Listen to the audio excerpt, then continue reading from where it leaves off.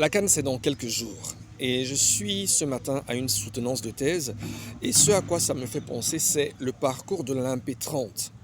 Vous savez, il y a des gens qui ont une intelligence linguistique supérieure aux autres. Pour certains, c'est l'intelligence émotionnelle. Pour d'autres, c'est l'intelligence logico-mathématique, l'intelligence spatiale, etc. Donc, il y a des talents qui sont innés. Et puis, il y a ce que l'école vous apporte, ainsi que vos propres recherches. Je crois que c'est la même chose avec les footballeurs. Il y en a qui sont naturellement plus doués que d'autres, mais il y a aussi ce que l'école de football leur apporte, ainsi que les confrontations avec les différentes équipes tout au long de leur parcours. Et donc à la fin, vous êtes parfois déçu d'avoir des joueurs qui n'arrivent pas à aligner 3 passes pendant un match, mais c'est parfois aussi le problème de pression du match. Si vous les voyez à l'entraînement, ce n'est pas la même chose. Si vous les voyez dans des matchs amicaux, c'est différent.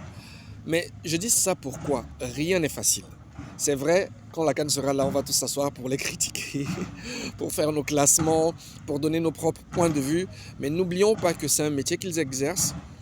De la même façon que vous levez le matin pour aller au travail, eux aussi ils se lèvent, ils vont au stade. Ils s'entraînent des heures et des heures par jour, là où certains d'entre nous ont du mal à faire un seul footing pendant la semaine. Et la particularité de leur métier, c'est qu'il est exposé à la face de tous. Personne ne sait ce que toi tu fais dans ton bureau chaque jour. Il n'y a pas des millions de téléspectateurs qui vont voir si ton bilan comptable est bon, qui vont voir si tes rapports sont bien écrits, qui vont voir si les démarches que tu entreprends, que ce soit en marketing, en communication ou dans tout autre domaine, sont les bonnes.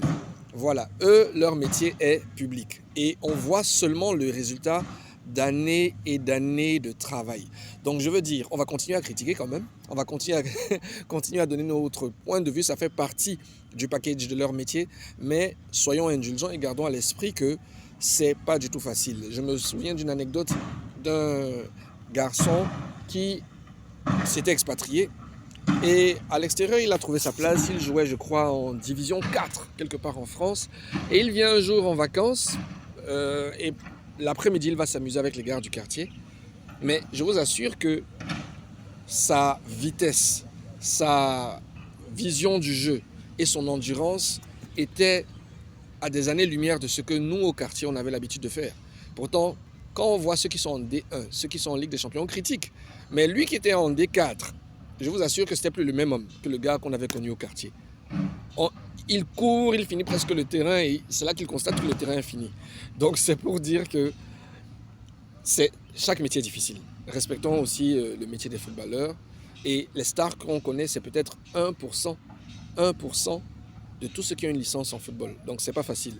En tout cas, on se prépare pour voir tous ces matchs-là et on va faire bien sûr des analyses des différentes sélections. A plus.